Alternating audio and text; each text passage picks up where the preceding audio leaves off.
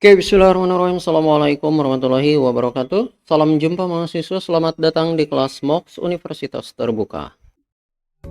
Oke, dalam video kita kali ini kita akan membahas tentang pengambilan data dan kemudian menyiapkannya untuk diolah menggunakan aplikasi. Salah satu aplikasi yang mungkin bisa digunakan untuk mengolah data berbasis AI.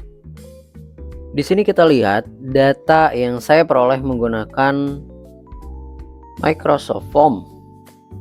Di sini kita lihat ada total poin yang ini saya dapatkan itu dari mahasiswa yang mengerjakan soal-soal UTS atau UAS, di mana jawabannya itu merupakan pilihan ganda yang benar dan salah ya.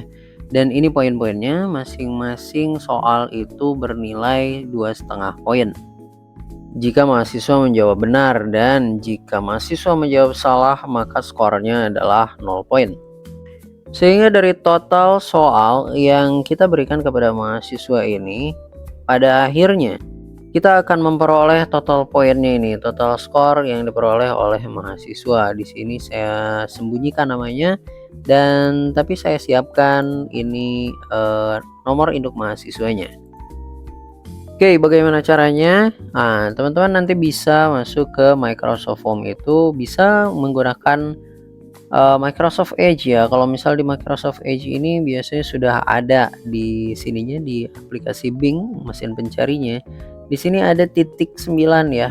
Nah, dari titik 9 ini teman-teman bisa cari di sini apakah ada Microsoft Form atau tidak. Kalau misal tidak ada, mungkin teman-teman bisa pergi ke Microsoft 365 ini.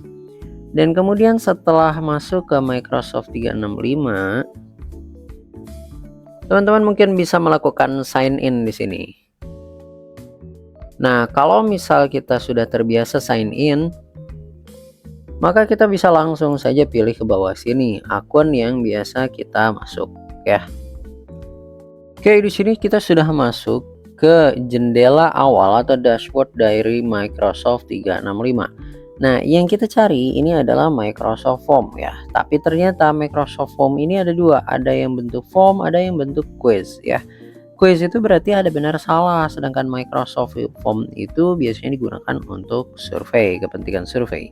Nah, yang kita inginkan adalah ingin membuat quiz ya, UTS, UAS, dan lain sebagainya. Maka kita pilih yang quiz.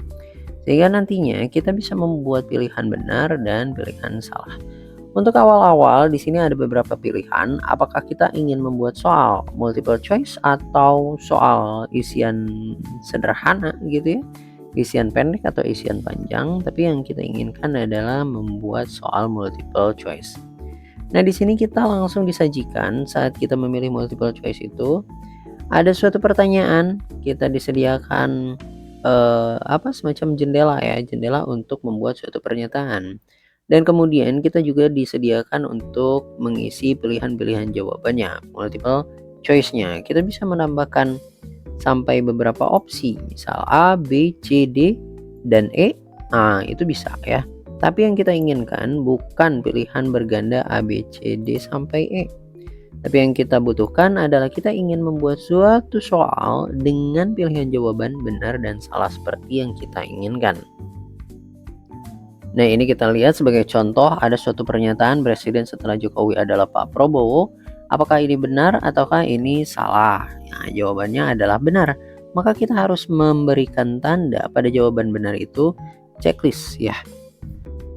Sehingga saat anak-anak menjawab salah, maka itu tidak akan mendapatkan poin si anak-anaknya. Tapi menjawab benar, maka dia akan mendapatkan poin.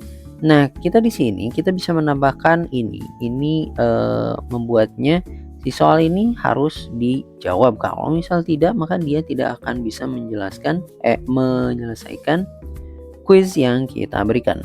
Multiple answer ini merupakan digunakan untuk jika pilihan jawaban yang kita berikan itu jawaban benarnya lebih dari satu, maka kita pilih multiple answer. Misal ada 5 pilihan berganda gitu, dan jawaban yang benar itu ada 2. Nah, itu kita pilih multiple answer.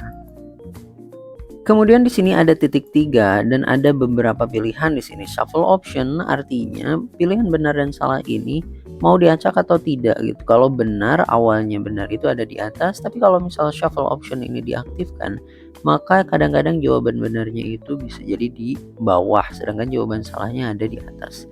Dan kemudian kalau kita pilih drop down menu, jadi pilihan A, B, C itu bukan seperti ini lagi, ada A, B, tapi kita klik suatu tempat sehingga nantinya akan dihasilkan drop down ya. Nah, sebagai contohnya misalkan ini adalah bentuk drop down ya. Oke, tadi kita bahas tentang drop down dan kemudian subtitle. Subtitles ini biasanya digunakan untuk keterangan. Misalkan anak-anak nggak tahu ini gimana cara jawabnya, maka kita berikan keterangan bahwa silakan pilih apakah pernyataan di atas ini apakah benar ataukah salah, sehingga anak-anak tahu informasi bahwa anak-anak harus memilih jawaban benar atau salah. Dan kemudian di sini ada subtitle kita off-kan, dan kemudian di sini ada istilah add branching atau masukkan cabang. Ini kalau misal kita pilih ini ya, kita pilih benar, maka kita itu akan dibawa ke form yang mana, apakah section 1, 2, 3 dan seterusnya. Kalau misal kita pilih salah berarti langsung game over, end of the form, misalkan seperti itu ya. Nah, agar cepat kita bisa langsung saja, ini tadi saya tinggalkan pembuatan soalnya karena saya sudah membuat soal yang tadi dibahas. Dan untuk bisa mempercepatnya, kita bisa langsung pergi ke kumpulan aplikasi dari Microsoft 365. Yang kita ingin tuju adalah Microsoft Form ini ya.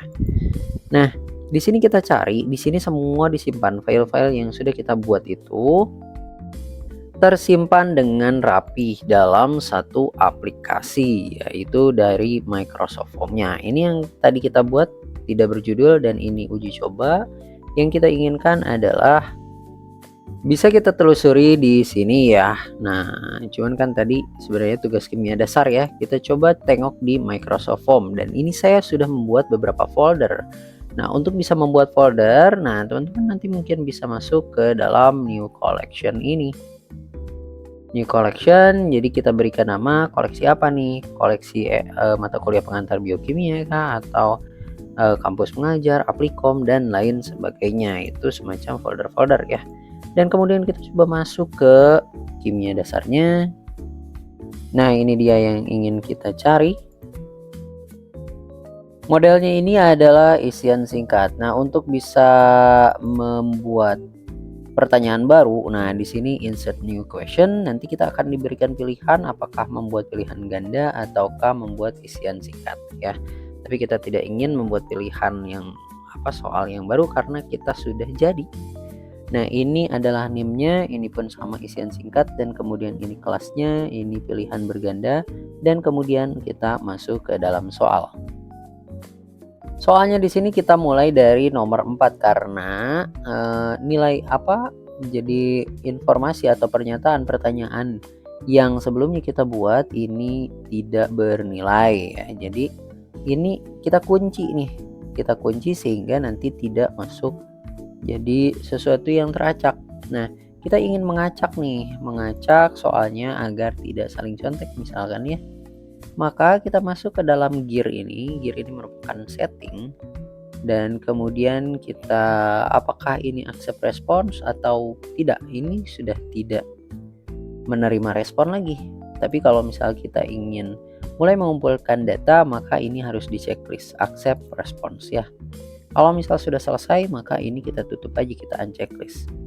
Dan kemudian kita mulai, nah ini dia shuffle question. Kita ingin men-shuffle atau mengacak soal mulai dari 4 dan seterusnya. Sedangkan nomor 1, 2, 3 ini jangan sampai diacak. Karena kalau misal diacak, mengisi nama di nomor 40. Itu kan jadi salah ya. Oleh karena itu kita kunci nih, shuffle question, nggak semua question di shuffle diacak, tapi kita kunci nomor 1 sampai 3 sehingga nomor 1 sampai 3 itu tidak ikut teracak. Selanjutnya kita lihat di sini ada disable question number for respondent, berarti ini menghilangkan pertanyaan nomor soal ya. Jadi nomor soalnya ini nantinya tidak akan ada gitu. Dan kemudian di sini hide submit another response. Jadi setelah disubmit nantinya itu nanti akan ada suatu pertanyaan apakah mau mensubmit mengisi soal berikutnya, soal yang sama atau tidak. Nah, seperti itu. Di sini ada customize thank you message. Kalau misal kita sudah mensubmitnya, mahasiswa sudah mensubmit, mengisi semuanya, disubmit, nanti akan ada muncul tulisan alhamdulillah. Oke, kalau misal sudah disetting semuanya, maka di sini teman-teman bisa langsung collect response. Tapi jangan lupa untuk mulai mengcollect respon ini harus dibuka dulu accept response ya. Kalau misal mau dibatasi oleh jam, maka ini kita checklist, lalu kita setting mulai dibuka form ini atau quiz ini mulai jam berapa. Dan kemudian akan berakhir ditutup si quiz ini mulai tanggal berapa. Tapi saya tidak pakai ini ya, silakan bebas-bebas aja gitu. Nah, kalau misal sudah siap untuk memberikan kuisnya, maka di sini kita collect response. Artinya mengumpulkan jawaban. Nah, dari sini kita copy link untuk dikirimkan ke mahasiswa ya. Dan setelah selesai kita akan mendapatkan bentuk yang seperti ini. Nah, di sini ada email. Karena kita tidak membutuhkannya, maka kita blok di sini dan kita delete ya. Dan kemudian ada beberapa juga yang memang perlu di delete. Nah, karena tidak penting ya, kita tidak membutuhkannya. Ini ada poin NIM juga ada poinnya, tapi kita tidak butuh ya. Oleh karena itu kita delete saja.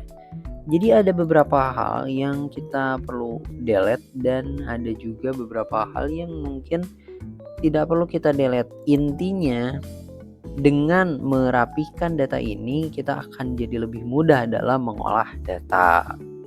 Oke, mungkin demikian dulu video kita kali ini. Mudah-mudahan ada manfaatnya. Terima kasih banyak sudah menyimak video ini sampai habis. Sampai jumpa di video berikutnya. Tetap semangat. Assalamualaikum warahmatullahi wabarakatuh.